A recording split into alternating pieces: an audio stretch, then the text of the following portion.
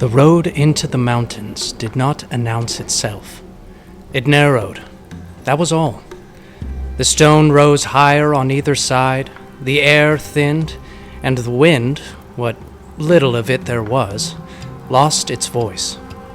By the time a traveler realized the path had become something else, it was already too late to call it a road. Somewhere beyond those tightening passes, cut into the bones of the mountain itself, lay Kuldarak Varn, dwarven for the quiet hold. From afar, it might be mistaken for any other dwarven fortress, if one knew where to look. A seam in the rock where no seam should be, angles too deliberate to be natural. A suggestion of design imposed upon the wild patience of stone. There were gates, certainly. Vast slabs of carved granite set so perfectly into the mountain that they seemed less constructed than revealed, as if they had always been there, waiting for the right eyes to notice them. But there were no banners to mark allegiance, no braziers burned at the entrance, no hammer rang from within. The mountain kept its silence, and so did the dwarves inside it. The halls of Kuldarak Varn were broad and high, their ceilings lost in shadow where the torchlight did not reach. Pillars rose like rooted trees, thick and unyielding, their surfaces carved not with boasts of lineage or conquest, but with lines so fine and deliberate they might have been mistaken for flaws in the stone, until one looked closer and saw the pattern beneath them. Monks moved through those halls in quiet procession, though no procession had been called. Their steps were measured, their breathing even. They spoke when needed and no more. There was no laughter echoing from chamber to chamber, no raised voices in argument, no clang of steel on steel. The forges, if they existed, did not announce themselves. Strength here was not something displayed. It was something contained. There was no throne at the heart of Kuldarak Varn. No dais, no high seat carved for a king to claim. No name was spoken with the weight of rule behind it. And yet, there was one the others watched. Not openly, not always, but often enough that it could not be called chance. Undar Sleetstone walked the halls as any other monk might. Robes plain, beard kept close, steps unhurried. He did not command space. He did not demand it. The space simply made room for him. His eyes were the color of old granite, pale and steady, half-lidded as though the world rarely surprised him. When he paused, others slowed. When he turned, others adjusted without knowing they had done so. He gave no orders, but questions, when they found no answer, had a way of finding him. And when he spoke, quietly, without emphasis, those who heard him rarely mistook his meaning. It was not authority that drew him. It was accuracy. The cavern is quiet, but not silent. Water moves somewhere deep within the stone, not flowing, not dripping in rhythm, just shifting, breathing. A narrow shaft in the ceiling allows a pale thread of light to follow across the training floor. Dust drifts through it, slow and unhurried. They stand beneath it. A young Angeg, short brown hair, short, well-kept beard. His peer, Thord. A dozen others. Feet set shoulder-width apart. Knees slightly bent, spine straight, shoulders low. Each of them holds a bow. Not drawn, not aim, held. Arms extended just enough that the weight settles into the shoulders, then the back, then the spine. The wood is smooth, but not comfortable. It presses into the hand with quiet insistence. Time passes. No one counts it. At first, the weight is nothing. Then it is something. Then it is everything. A tremor starts in Angeg's forearms. Small, contained. He adjusts his grip just slightly. The bow does not forgive the adjustment. The imbalance travels upward into his shoulders. He stills again. Beside him, Thord exhales. Slow, controlled, but heavier than before. The sound is almost lost in the cavern. Almost. A footstep echoes. Measured, even. Undar Sleetstone moves between them. Hands folded in his sleeves, eyes half-lidded, but seeing everything. He does not stop immediately. He lets the silence stretch until it begins to press against them harder than the weight of the bows. You are not holding the bow. The bow is revealing where you are weak. Angeg feels the tremor again, this time in his shoulder. He forces it still, not by tightening, but by setting deeper into his stance. Undar passes behind him. If you draw now, you will miss. Not because you lack aim. Because you do not yet understand what you are asking the arrow to do. Thord's grip tightens, just slightly. The wood creaks. Undar hears it. A hammer answers the moment. A bow does not. He steps closer to Thord, but does not look at him. A hammer forgives imbalance. You may strike again. A bow remembers. The cavern seems to settle around that. Undar moves on. Before you loose an arrow, you must know 3 things. He raises one finger, slow and deliberate. Where you stand. What surrounds you, and what remains when the arrow has finished its work. Angeg's breathing begins to slip, just slightly. Too fast, too shallow. He notices it, corrects it. In through the nose, slow, measured. Undar stops again, somewhere ahead of them now. You wish to fire. You wish to prove that you can strike true.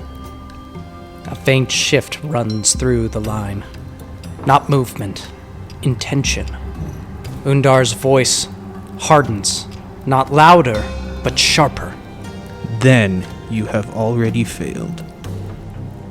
Silence. Only the distant movement of water. You do not fire to prove. You fire because the moment no longer allows you not to. The words settle heavily.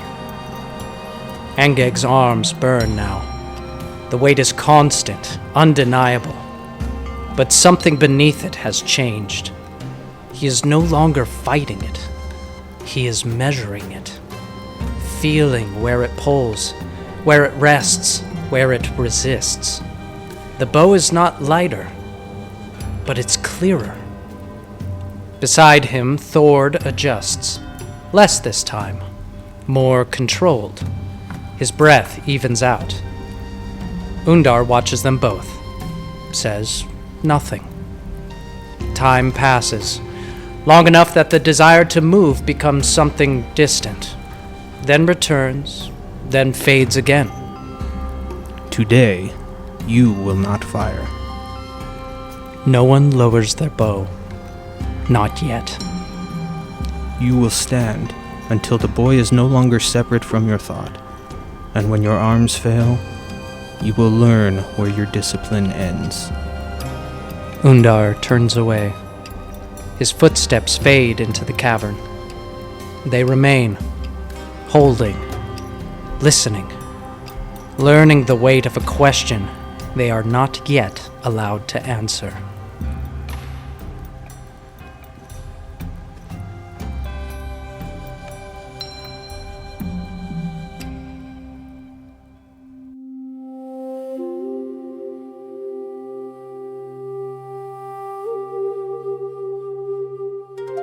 Beneath the quiet hold, past the training halls and the long stone corridors where the prayer cords hang motionless in the deep air, there is a pool.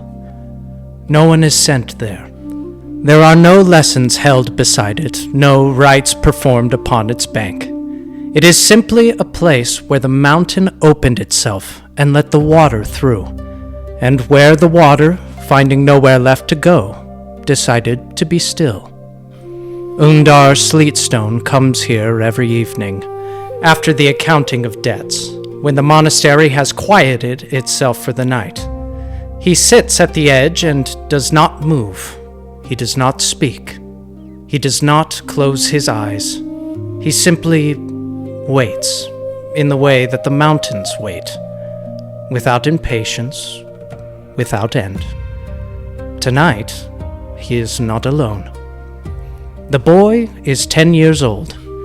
He has been standing in the corridor entrance for long enough that his legs have started to ache, trying to decide if coming here was a mistake. Undar has not turned around.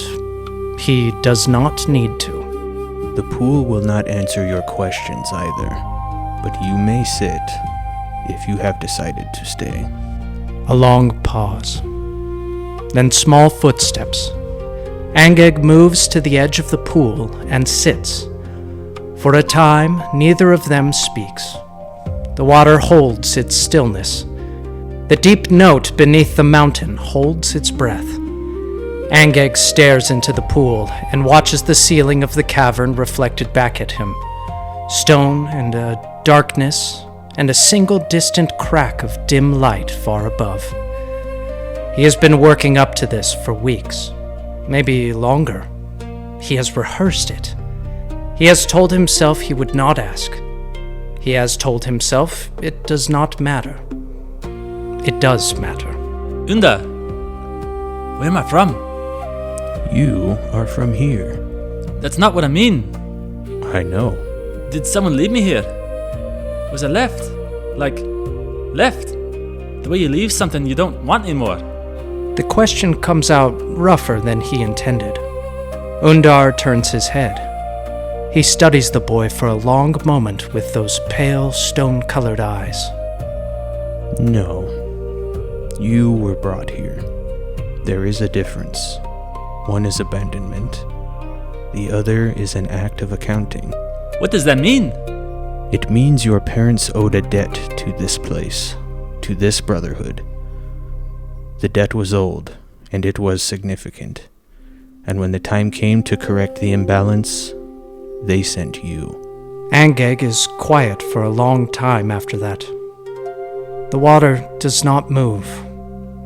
He watches his own reflection and tries to find the shape of something in it. A feeling he can name, a reaction that makes sense. What he expected, he thinks, was something softer. Something that would make the question feel smaller. What he got is this, a fact, plain and level as cut stone, offered without apology or comfort. He finds, to his surprise, that this feels more like respect than anything softer would have. What did they owe? That is not yours to carry. But I'm the one who... You are the correction. The debt belonged to them. What you are, that belongs only to you. That feels like something you say to make it sound better than it is. You are not wrong to push back on words that feel hollow. That is a good instinct. Keep it. But I am not making it sound better than it is. I am telling you what it is. There was imbalance. You were the correction to that imbalance. That is not a lesser thing. The world requires correction constantly. Most of the time, no one chooses to provide it. Your parents made a choice. Whatever else you may one day learn of them, that much is true. What clan were they? That I will not tell you. Because you don't know? Because it does not matter. And more importantly, because you already know it does not matter. And you are hoping I will say otherwise. The other clans, the ones outside, their doors know where they're from. They know their grandfather's name. their hold, their line. It gives them What? What does it give them? something to stand on. A dwarf who stands on his grandfather's name is standing on stone someone else cut. It may hold. It has held others before him, but it is not his. You have nothing beneath your feet but what you have laid yourself. This is not a misfortune, Angeg. This is the only honest position any of us ever truly occupies. Most dwarves simply do not know it yet. That sounds lonely. Yes. And solid. Angeg thinks about this. He pulls his knees up to his chest. He looks like what he is, a child, in the dark, beside a pool that goes nowhere, trying to understand something very large. What if I want to find them? My parents? Someday? Then someday you may try. You wouldn't stop me. You are not a prisoner. You never were. You were given to us to be shaped, not kept. When you leave this place, and you will leave this place one day, it will be because you chose to. The same as everyone who leaves. What if I find out something bad? About who they were? Then you will have to decide what to do with that information. And who you choose to be in light of it. That is always the question. The only question, really. Who chose you? That is behind you. Who you choose to become? That is in front of you. A dwarf who spends his life looking backward is standing with his back to everything that matters. Angeg is quiet for a long time after that.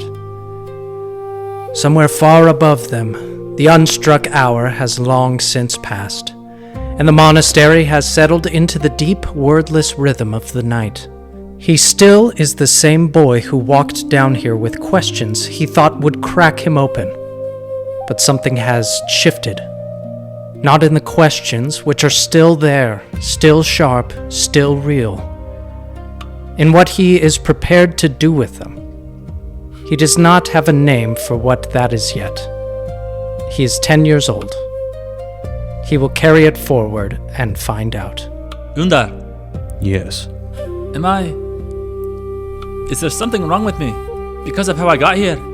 Undar turns to look at him fully, for the first time tonight. You walked down here alone in the dark and asked a question you were afraid of. You sat with an answer that didn't comfort you, and you asked another one. You pushed back when the words felt empty.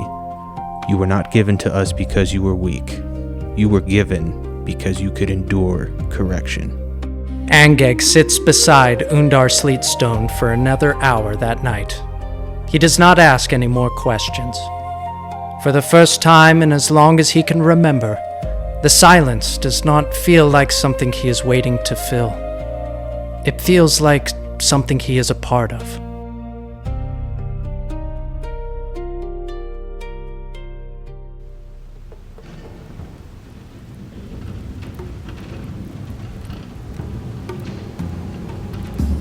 There are places inside Kuldorak Varn where the mountain remembers it's a mountain. The courtyard is one of them. It is not large, 4 walls of dressed stone, opened to the sky above, built into a natural shelf of rock where the mountain pulled back just enough to allow it. Prayer cords run between iron posts at intervals, their colored threads dark and heavy with rain.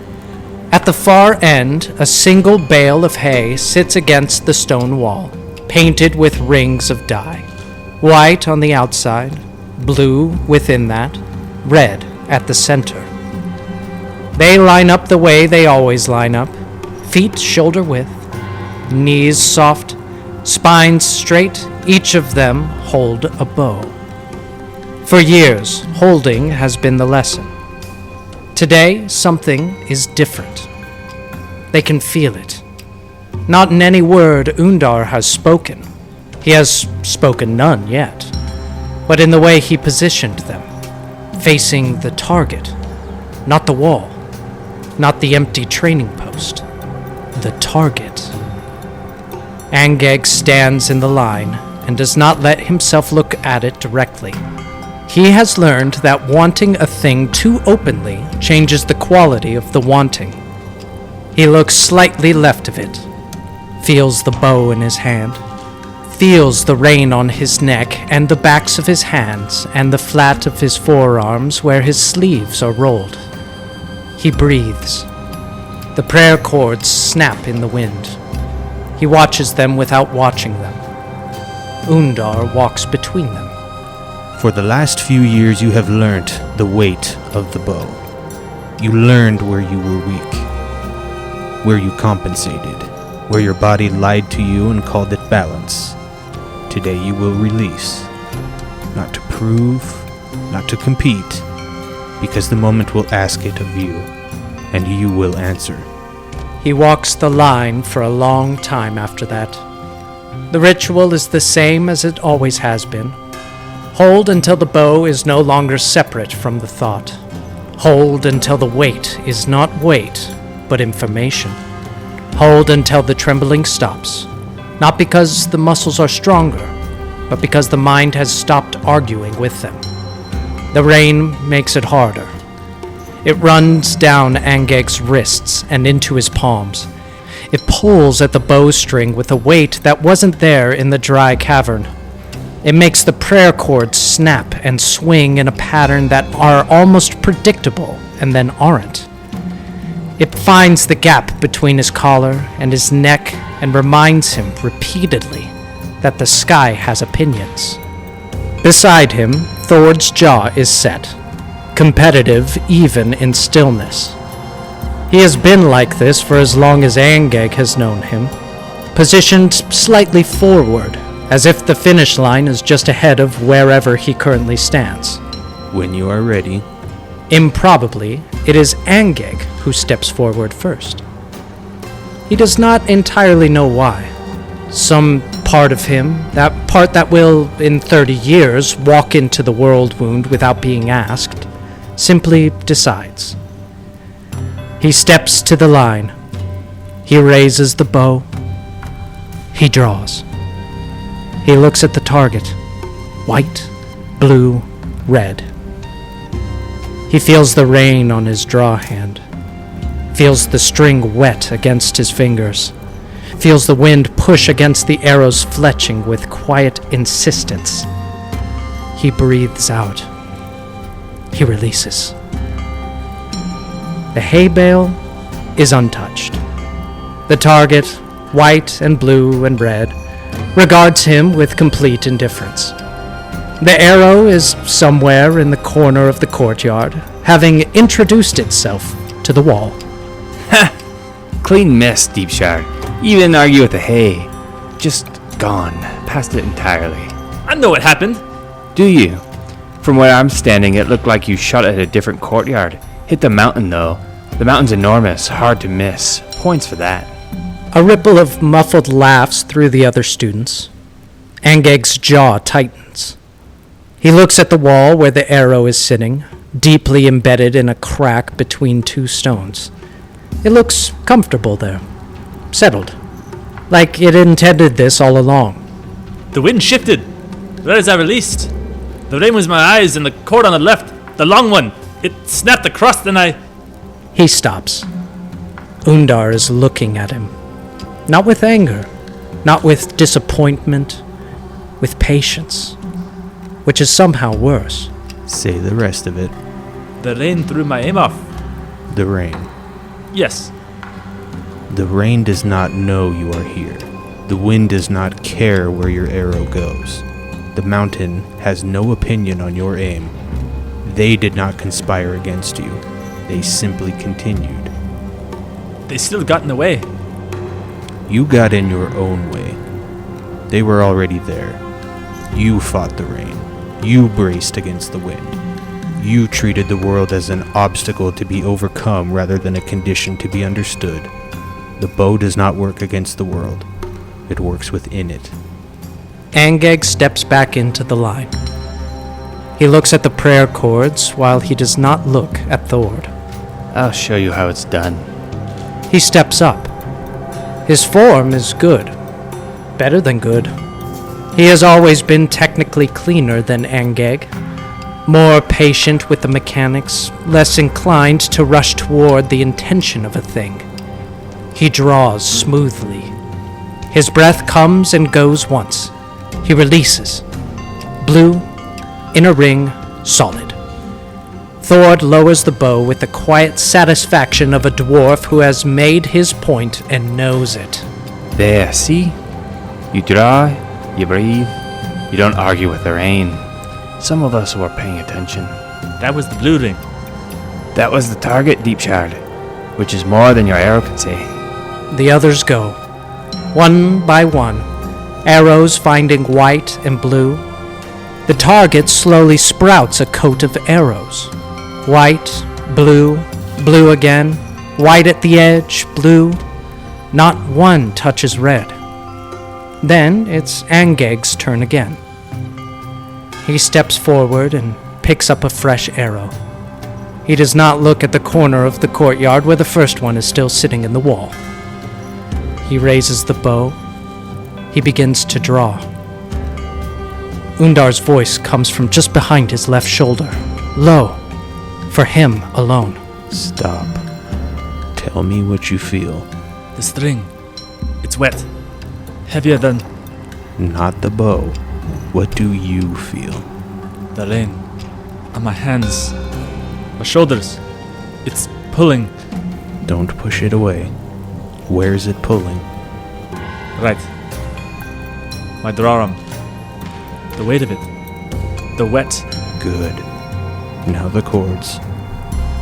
Angeg's eyes move, not far, to the prayer chords nearest to him. They swing left, then steadying. Left, then steadying.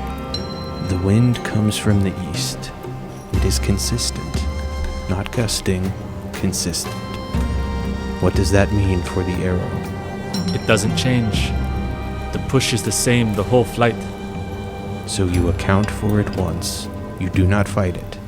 You do not wait for it to pass. You account for it. Adjust left, just enough. Angeg shifts the angle of his draw, fractionally, less than a degree. The rain. What about it? It has been falling the same way since we stepped into this courtyard. The same angle, the same weight. You have been standing in it. You already know it. I'm already drenched. Yes, it has nothing left to surprise you with. The arrow already knows where it is going. You decided that before you drew, before you stepped to the line. It was decided in the years you spent in the cavern, learning what the bow weighs. The release is not a decision. It is an acknowledgement. He steps back. His voice returns to its normal distance. When you are ready, He does not look at the rain. He is the rain. He does not watch the chords. He is already past them. He does not aim for the red. He aims for the place where the arrow has already been. He releases. The courtyard is silent for a moment. Then Angeg lowers the bow slowly. He looks at the target. He does not whoop or thrust his fist upward or turn to Thord with the expression he absolutely wants to turn to Thord with. He breathes. Blue ring. Cracking shot, Thord. I hate you. I know. That was... Don't. Wasn't going to say anything. You got a face on you. It's just my face, Thord. It's a terrible face. I don't like what it's doing. Undar has not moved. He stands where he stepped back to, hands folded in his sleeves. The rain falling on him the same as it falls on everything else, without distinction or preference. He looks at the target, at the red, at the arrow sitting in the center of it. He does not smile, but something in the set of his jaw shifts, very slightly, in a way that, if one were watching closely enough, and if one had known him long enough, might be called satisfaction. again. They stand in the rain for another hour. Arrows find white and blue and red and the spaces between them. They learn that the rain is not their enemy. and the wind is not their adversary. At the end, Undar collects the arrows himself, every one of them. He pulls them from the hay and the target and the wall without comment, and stacks them clean and even, and hands them back without ceremony. Angeg accepts his. He looks at the one that hit the wall, pulled free, slightly bent now, the fletching damp and flattened. He almost leaves it. He doesn't. He keeps it.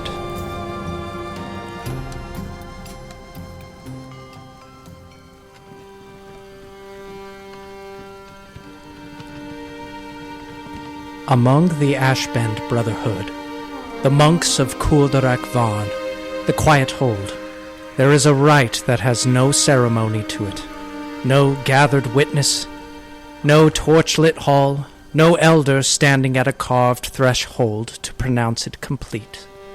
It is simply this. When a young monk comes of age, they are sent out alone into the world, beyond the mountain. They carry their bow. They carry a single bundle of arrows. They carry no name, not as punishment, not as shame, but as a reminder that a name not yet earned is only a sound someone else made. They are given a season, one season, alone. They are to survive without unnecessary killing, to take only what is required, to live in the open world where no one knows that they were trained to be, where no stone wall echoes their breathing back to them, where the mountain's patience cannot be borrowed. They returned when the season ends, or they do not return. If they return, and they carry themselves differently, and the elders can see in the set of their jaw and the quality of their silence that something real was learned out there, they are given something back. Their name. Not as a birthright, not as a gift, as something earned. Angeg Deepshard walked out of the Quiet Hold at 18 years old, in the first month of spring, carrying his bow and his arrows and the philosophy of a monastery he had lived in all his life but had not yet entirely lived by. What the Brotherhood teaches and what a dwarf knows in his bones are two different things. Angeg had spent years learning the first. The season alone was where he would find out if the second could hold. He found it the way you find things in winter, by nearly walking into it. The ruin was old enough that the snow had forgiven it, rounded its hard edges, softened the places where the walls had given in, filled the courtyard with white that made it look almost intentional, almost peaceful.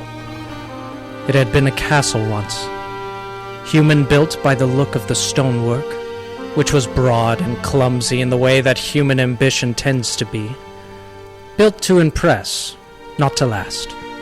Most of it was open sky now. Walls standing to waist height or less, stones scattered outward in the patient geometry of a long collapse. But one corner, one single room at the northeastern end, sheltered where two walls had leaned into each other and somehow held, had a partial ceiling, timber, cracked and bowed, snow pushing through the gaps in fat, slow drops. Angeg stood in the entrance of it for a long moment. He had been 3 weeks in the open. He had brought down a deer 4 days ago. The hide was curing. He was not in need of shelter. He moved in anyway. Something about the ruin held him. He couldn't name it cleanly, just the feeling that this was a thing that had been built and lost, and now the snow covering what remained had a quiet that looked almost like respect. He built his fire in the center of the stone floor. He stretched the deer hide across the old bed frame that still stood in the corner, half rotted but weight-bearing. He laid out his arrows and counted them. He ate. He listened to the ruin breathe in the wind. He was not unhappy. That surprised him a little. Kuldarak Varn had never felt like a cage, but being outside it, being no one in particular in an empty world, felt less like loss than he had expected. The teachings were there when he reached for them. The breathing exercises, the discipline of stillness, the slow accounting at the end of each day. He was beginning to understand that the monastery had not given him a way of living in those stone walls. It had given him a way of living. The distinction was not small. He was sitting with that thought, 3 days into the ruin, bow across his knees and a modest fire doing its modest work against the cold, when he heard something in the snow outside. Footsteps, too slow for an animal, too uneven for someone who was well. She was upright. That was the first thing. He had half expected someone collapsed in the snow, someone passed hearing him call out. But she was upright. Barely. One hand on the broken outer wall for balance, her dark traveling robes so thoroughly soaked and frosted that she looked like something the winter had been constructing for days. Her face was the color of old parchment. Her breath came in visible, labored clouds. But she was upright. And when she saw him, she did not startle. She looked at him the way someone looks at a thing they had hoped to find but did not count on. Ah. Just that. One small sound of recognition, as if the dwarf with a bow was the answer to a question she had asked the snow some hours ago. He got her inside. He did not ask her name until she was seated, until he had stripped the frozen outer layers of her robes and wrapped her in his spare blanket and positioned her close enough to the fire that she was in real danger of scorching before she was in real danger of freezing. He set water to heat. He gave her the last of the dried meat he had been rationing. He did all of this efficiently and without commentary, the way the monastery had taught him to move when something needed doing. She watched him work with those dark, clear eyes, not surprised by the efficiency, just watching. When she finally spoke, her voice was rough with cold and something deeper than cold. You are very young to be alone out here. I'm 18. Yes, young. What are you doing out here? Dying, I think. Though I had hoped to avoid this particular mountain range while I did it. You shouldn't say that. Why not? It's true. I've been saying true things for 73 years. I'm too old to stop now. You don't know that. You're cold. I've had this cause since Casimir. I know what it is. I've known for some time. What I don't know is your name. I don't have one right now. Ah. All right. Something like that. How much of the season remains? 2 months. Give or take. Then I will call you something while I am here. I'll call you Stonehands. You have very capable hands, and you have not sat down once since you have found me. That's a terrible name. It is. I'm a scholar, not a poet. I am a Mira. She slept that first night before he could ask her much. He sat beside the fire and watched her breathe, measuring the intervals between each exhale the way Undar had taught him to measure everything. Even. Labored, but even. He did not sleep for several hours. In the morning she was worse, and then she was better, and then she was somewhere in between, which he came to understand was where she lived now. The illness was not getting any better. It was simply varying. She did not seem troubled by this. What troubled him, he noticed, was that she didn't seem troubled. You're watching me breathe again. I'm keeping the fire. The fire is fine. Sit. Ask me something. You've been not asking things since yesterday morning, and I find it exhausting to watch. You said you're a scholar. I am. Of what? Lost things.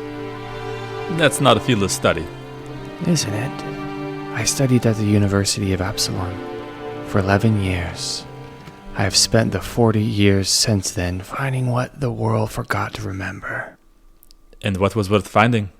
Many things, but the last 10 years, the thing that would not leave me alone. Your people's sky citadels. The Sky Citadels. You know of them. I know they existed. I know they fell. The Brotherhood has some texts, but They're dwarven text, written by the survivors, which means they're written by the ones who needed a particular kind of story. what does that mean? It means they were written by people in grief, or in shame, or in anger. People who needed the story to mean something specific. I went looking for the other stories. She talked for hours. Not without pause, she tired quickly, and the coughing took its toll. And there were stretches where she simply lay with her eyes half open, and Angeg fed the fire and waited. But she always came back, as if the stories needed finishing more than she needed rest. She told him about the temples of Assyrian, about the deep inner chambers where no tourist ever went, where the carvings on the walls told the story of trade routes that no longer existed. And on one curved wall, in a dialect of Dwarven so archaic that even the scholars of Absalom could only partially read it, something that looked like a record of passage. Sky-going structures, moving along fixed routes, moving with intent. The Osirian priesthood thought it was celestial mythology. Amira had spent 3 years convincing them it was a shipping manifest. She told him about the realm of the Mammoth Lords, about the formations of stone that jutted from the frozen earth at angles that made no geological sense. Angles that made sense, she said, if you considered them as foundations. Anchoring points for something that no longer rested there. The giant kin who lived nearby had old songs about structures in the sky that fell during a great darkness. They were considered legends. Amira had cross-referenced the fall dates across 6 independent oral traditions. She told him about the Dwarven Elders. 3 of them, 2 in Tartargeth, 1 in a hold so remote she had taken a mule half the journey. Old enough to remember stories their grandfathers had told them. Not history, memory. The kind that lives in the body and not the text. The oldest one, Torah Stone gave, she was called. She told me something I had not been able to shake. She said that her grandfather said that the citadels did not all fall at once, that the ones in Sarkoris, the ones closest to what became the World Wound, were already struggling before the darkness came. Struggling how? She didn't know. He didn't know. It was a fragment, a feeling more than a fact. But she remembered him saying that when they fell, some of the other holds wept, and some of them said, "We knew." We knew. We knew. You're saying they fell from the inside, not from outside? I'm saying I don't know. I'm saying the question is larger than the answer that was given. And large unanswered questions tend to mean something was buried. Why does it matter? They're gone. They've been gone for centuries. I have been asked that question many times. Because the past is not finished. It is only waiting to be looked at properly. Understanding how something was lost. Really understanding it. Not the story we tell to make the loss bearable. That shapes how we build what comes next. It shapes who we choose to be. Not just your people, Stonehands. All of us. The world walks forward on ground it does not remember laying. He thinks about the ruins he's sleeping in, about the hands that cut these stones, the minds that planned these walls, about how the snow has covered what remains and made it look peaceful, and how something that looks peaceful is not the same as something that is resolved. He does not say any of this. He puts another piece of wood on the fire and listens to it catch. You're not a dwarf. No. So why 10 years chasing dwarven history? There are other lost things. There are. But this one was calling. That's not much of an answer. No. But some answers only exist after you've walked towards them for a while. You understand that eventually. I'm glad I ended up here, you know. I had planned to be in a warm bed in Absalom by now. But this is better.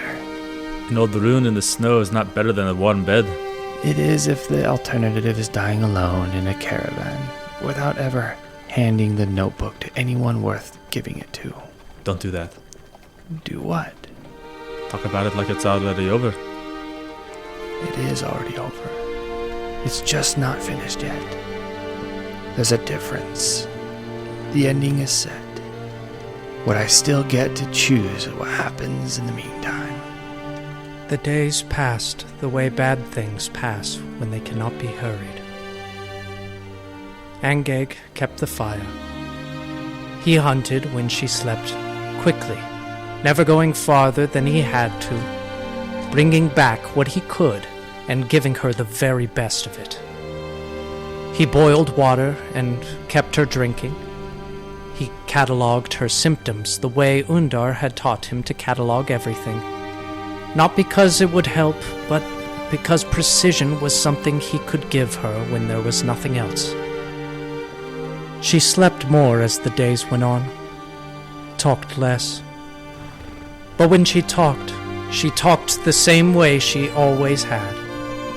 Plainly, without apology, with the warm specificity of someone who has paid attention to the world her whole life and is not willing to stop now. She asked him about the monastery. He told her more than he had expected to. She asked him about himself. He told her more than he had expected to, including what his name was before the season. She asked him about Undar. He found he could describe him perfectly. The half-lidded eyes, the short-braided beard, the quality of a silence that had weight in it. But struggled to explain why a man who never laughed and never promised comfort had been the most reassuring presence of his life. Because he didn't need you to be different than you were. What? You're Undar.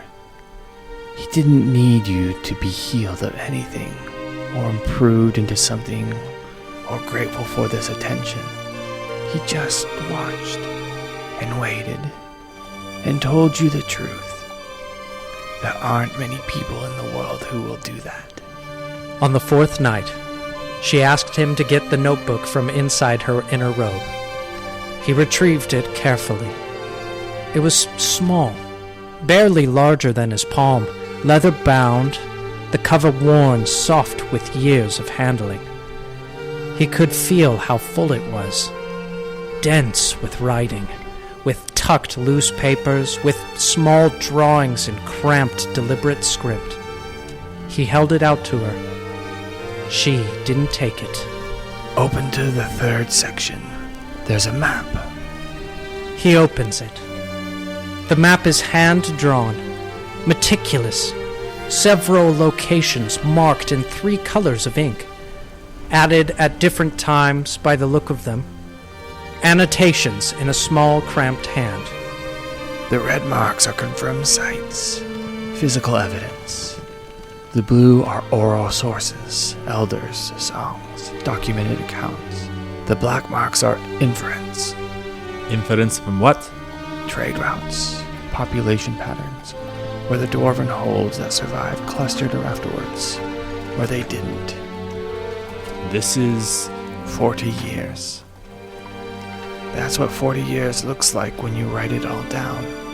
He closes the notebook, holds it towards her. Keep it.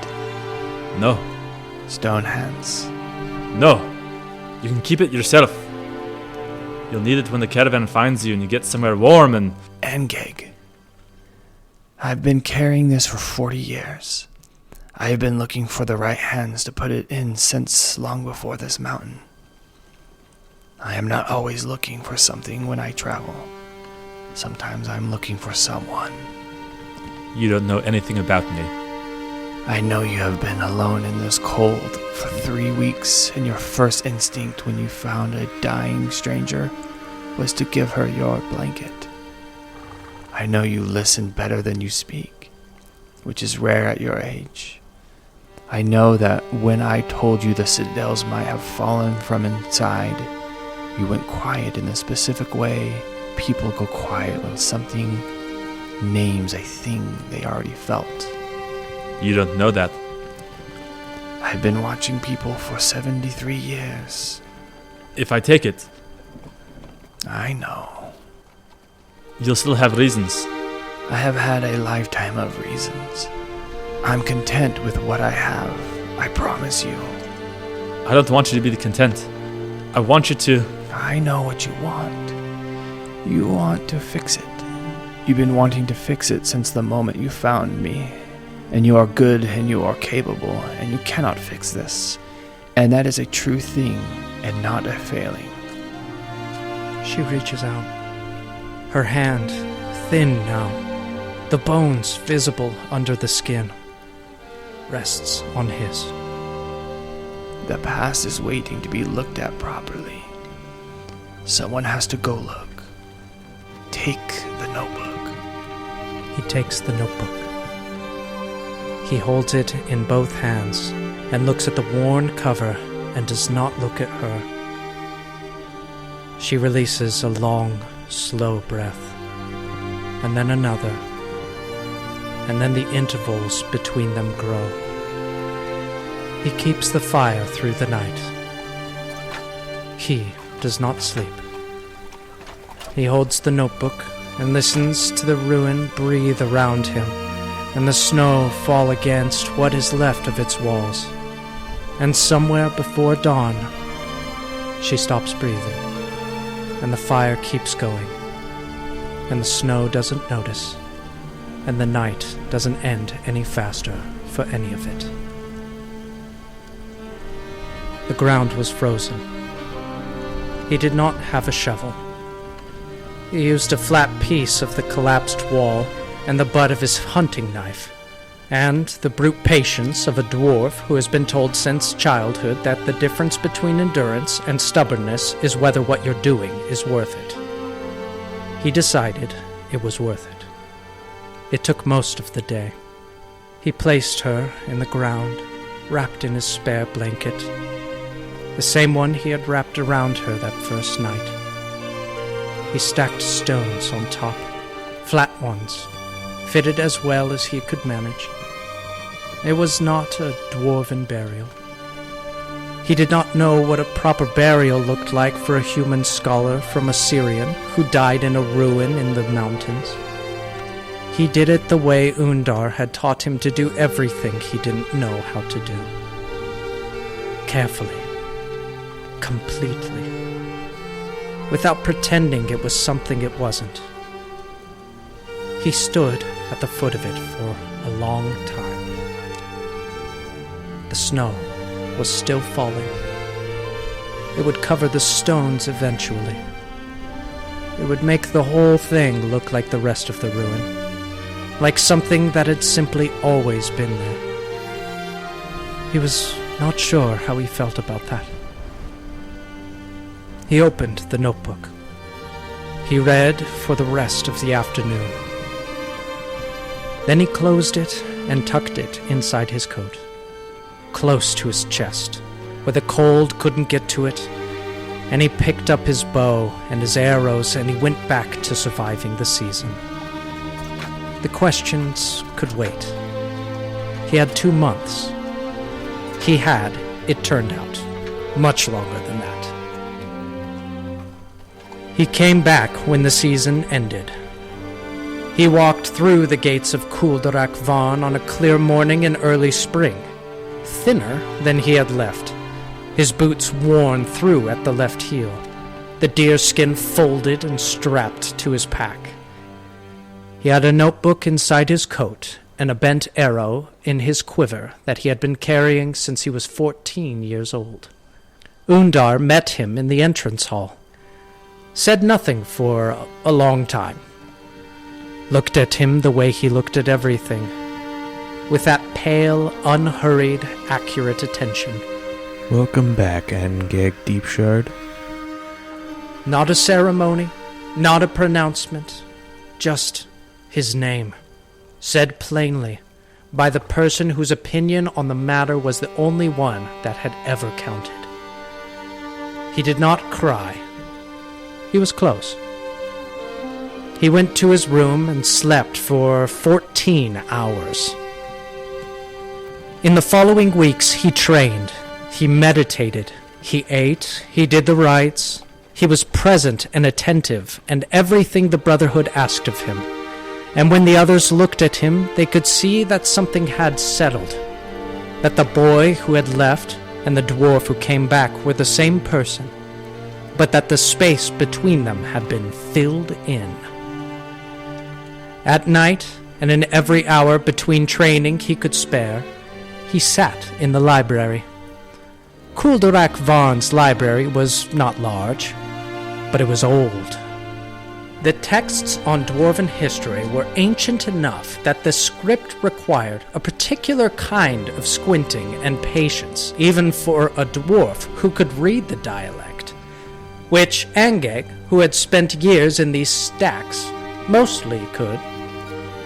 He started with what Amira had told him and tried to find the other edge of it. He found accounts of the Sky Citadel's construction, accounts of their function, trade logs, military records, architectural theory, the names of engineers who had designed their lift mechanisms, most of whom had no other records anywhere in the library, as if the knowledge of how the Citadels flew had been buried along with them. He found 3 accounts of their fall. They did not agree with each other. That was where he was when Thord found him. You're in the library. Observant. It's the 14th time this week, I counted. You've been counting? Someone has kept track of you. You came back from that season with a look on you like you swallowed a question you can't digest. And now you're in here every night like the answers is on one of these shelves and you just haven't found it the right shelf yet. He drops into the chair across the table, crosses his arms, studies Angeg with the comfortable directness of someone who has known him long enough to skip the polite part. So, what happened out there? Nothing. I survived. I came back. I got my name. Right. And now you're voluntarily reading dwarven history texts at 4 bells past midnight because nothing happened. That tracks. I met someone. Out in the mountains, alone, during the season of solitary reflection. She was dying in the snow. I wasn't going to just... She She was 73 years old, Thord. still. She was a scholar from Rosirian. She'd been studying the Sky Citadels for 10 years. Sky Citadels. She had been everywhere. Rosirian, the Mammoth Lords, holds across the 5 kings. She was building a record of everything anyone anywhere had ever known about them. What they were, how they were built, how they fell. That's... A life's work. Yeah, what happened to her? the mountain happened. She gave me her notebook before, at the end. 40 years of notes and maps and cross-references, sources from 3 continents. She said the past was waiting to be looked at properly. That understanding how something was lost. Really understanding it, not the comfortable story we tell afterwards. Shapes who we can be going forward. Not just the dwarves. Everyone. She wasn't even a dwarf. I know. I said that to her. She said the question was calling. What does that mean? I didn't know then. I've been thinking about it every day since. He opens the notebook, turns to the map, sets it on the table between them. Thord leans forward, studies it. Is that... 40 years. That's what 40 years looks like when someone spends them paying attention. What are you going to do with it? Angeg looks at the map for a long time. He thinks about the ruin and the stones he had laid over Amira's grave, and how the snow had covered them by the end of winter. He thinks about the accounts he has read that do not agree with each other, and the names of engineers who have no other record. He thinks about what Amira said, that some dwarven elders said, "We knew." He thinks about what that would mean if it were true. He thinks about the monastery's teaching that a name not yet earned is only a sound someone else made. About standing on ground you laid yourself. About being defied by what you do with the time you have. He thinks about the question it all comes down to. Not hers, not Amira's, his. She said understanding the past shapes who we can be. I've been sitting with that, turning it over. And we are a people without a clan, Thord. Both of us. The Brotherhood taught us that it's not a loss. Identity comes from action, not lineage. I believe that. I do. But there are doors out there who look at what we had, the Sky Citadels, those holds, that mastery, and they're carrying that story they were handed, the comfortable version, the one that skips the question of whether we brought some of that on ourselves. And you think they didn't? I think I don't know. I think nobody knows. I think someone buried the truth of it a long time ago because the truth was harder to carry than the legend. If you really want to know who we can become, if any dwarf does, clanless or otherwise, we have to be honest about who we were, what we chose, what we let happen, where the cracks were before the breaking came. The Sky Citadels are the largest question our people have ever left unanswered, and they're sitting under a demon scar the size of a country, waiting for someone to go and look at properly. You're going to go? Eventually. Not yet. I need to know more first. I need everything in this library and probably a few libraries after that. That could take years. It already took 10. What's a few more? She gave that to you, the old scholar. She did. Why? She said she was looking for someone worth giving it to. Thord nods, slowly. He reaches across and pushes the notebook back towards Angeg. She found him then.